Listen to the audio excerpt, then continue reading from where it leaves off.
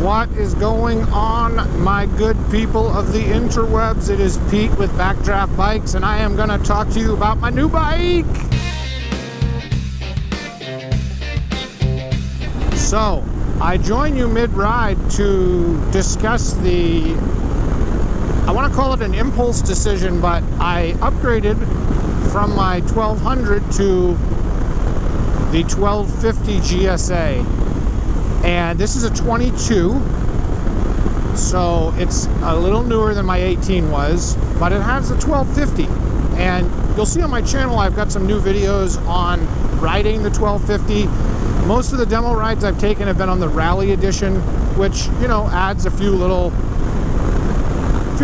goodies, but essentially the bikes are very similar.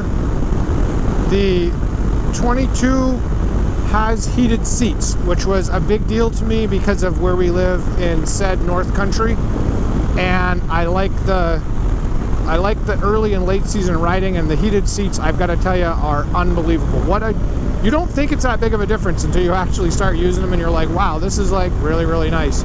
Either that or I'm getting really, really old. I don't know. Anywho, just a quick overview on some of the changes from going from a 1200 to a 1250 that I've noticed in owning this bike. And if you're in the position that I was in and you're wondering, should I get another bike? Because these bikes are all very similar. You know, this bike compared to my last bike, you've really got to pay attention to see the differences visually, and the creature comforts you have to, you know, look at as well and say, okay, did I really need to upgrade this bike or not? The answer is always yes, right? But just to talk a little bit about some of the very slight visual changes, the side panels are a little different. The crash bars on the engine case are a little different. Of course, these are the adventure models, so they have all that stuff on them. The handlebars are powder coated black instead of silver, which I love. I love the murdered out look. The TFT is the exact same thing that I had on my last bike. My GPS, I literally unplugged it and plugged it in on this one, and it's still horrible. And they changed the lighter socket to a USB, so I don't have to have an adapter on there. It's just a standard jack ready to go, just plug and play. The front of the bike, the headlight is a lot better. Even though I had the LED headlight on my 18, and I think that was really close to when they first came out with them, this one is crisper. It has a sharper line on the projection, and I think it's a little bit brighter. Now, of note, the 23s have halogen headlights because they can't get the new headlights because of supply chain issues. And I'm going to talk about supply chain in just a moment because it affected this purchase on this bike. I couldn't, for what it's worth, I couldn't pass up the deal on this bike. It only had 500 miles on it. It's essentially a brand new bike. The guy had it for 1 month, and he traded it in for, drumroll please, a Road Glide. Why on... He must have hit his head when he was shopping for bikes. But anyways, I couldn't pass up the deal, so I had to get it. But anyways, getting back to the headlight situation, this one does have LED. The 23s do not. This has a heated seat. The 23s do not. The front indicator lamps on this are LED, and they have like a running light in them. Really nice because it kind of glows yellow, and the front stance is really different with that on, which I kind of like. One of the things that stinks, which I actually didn't realize when I bought the bike, and then after I started riding it, I noticed the difference, and I said, oh no, what have I done? There's no ESA suspension on this model. So the electronically adjusted suspension where you can, you know, dial it in, and with that comes the ABS Pro modes, Enduro Pro, Dynamic. That was not available when this bike was made because of supply chain issues in the pandemic. So I didn't realize it. After I bought this bike, I was like, wait a second, the suspension's not electronic on this. This is just standard suspension.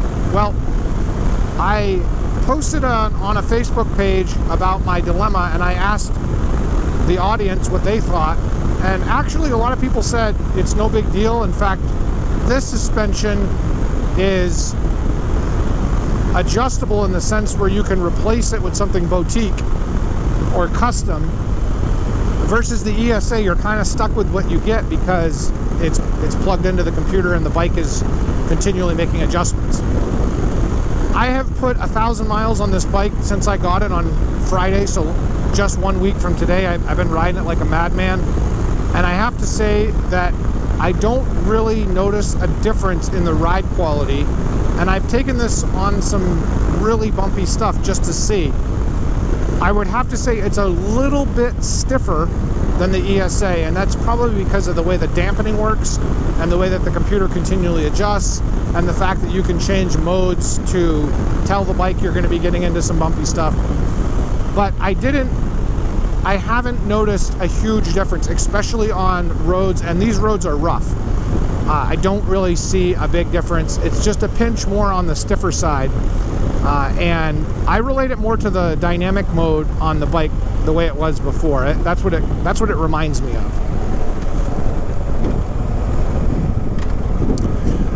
Traction control, you can still adjust very easily. It's not a big deal at all to adjust it, but the ABS is not adjustable as far as I can tell. If there's some setting that I'm missing, you know, please tell me, but there is no adjustability on the ABS, so you do have to be careful if you're off-road and you're used to disabling it 100%. You don't want to overcook it on a corner, you know, using that. But you know what, I don't really do that crazy type of stuff with a $20,000+ bike. I don't want to wreck it. The one thing that I was told by the dealership, though, is for $600 they can do something to the bike and actually make that ABS selection available, and I have no idea what what that is, but I don't think it's worth the money for what I do with this bike. And before you think this is Pavement Princess, I do like BDR stuff, so I'm not going to do the Dakar Rally, but the BDR off-road backcountry stuff is fun for me. I do like that, but I'm not going up single track boulder climbing with a bike like this. It's just way too expensive and way too big. As far as the engine goes, so we're going from a 1200 to a 1250. Before you think it's just 50 extra cc's, understand that this motor is different. This motor is different in the sense that it has this technology they call shift cams. And the dealer guy explained it to me when I was talking to him. I kind of got the smoke blowing aspect that was taking place, but I looked it up on the web and he was not too far off. Basically, the shift cams change the valve timing and allow the engine to have different curve of torque at different RPMs. And you know, there's a lot of manufacturers out there that do this with motorcycles, with cars, and basically it allows a flatter torque curve instead of you've got a lot of torque down low and it completely drops off on top. So this bike, this is a noticeable difference. It has is it 16 extra horsepower, if my memory serves me correctly? But when you're winding this one up, the 1200 motor seemed to fall off at around 6,500 RPMs, right around there. It just, I mean, you were getting power, but it wasn't like anything, you know, arm snapping that you were used to at the lower revs. So when you get on this bike and you're up high, it really, really takes off. I'll show you what I'm talking about. So, like right in here, this bike still has, like, it's trying to wheelie. It's still got a ton of power. To me, that's a huge difference. It's more fun, that's for sure. You really can feel it.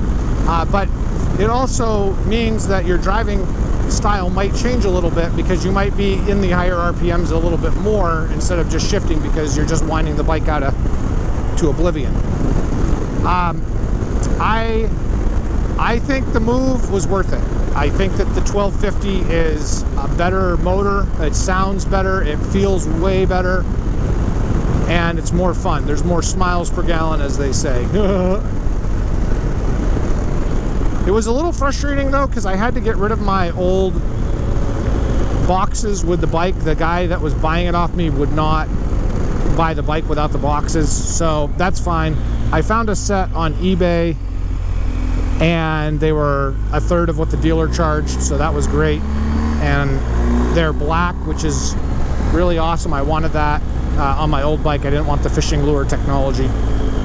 So yeah, all in all, pretty happy with the bike. I am not regretting the decision. Do I wish it had the ESA modes? Yeah, but it doesn't, so oh well. And you know, drive it for a year, 2 years, whatever, and move on to the next. There'll probably be a GSA 1500 out by that time. I welcome your comments. If you have any questions and you're thinking about changing over to this bike, you know, shoot something down in the comments and let me know, and I'll do my best to answer them. I try to monitor them. Yeah, you're not going to go wrong with any of the Adventure Series models. This is BMW's top tier. I mean, this is their bread and butter. This is what they've made forever, and they're just a solid, well-balanced platform. A lot of power, super fun to ride, moderately good off-road right out of the gate. Hey, there's another one. And just super comfortable. You can ride on this bike all day long with no problem whatsoever. Here, check this out.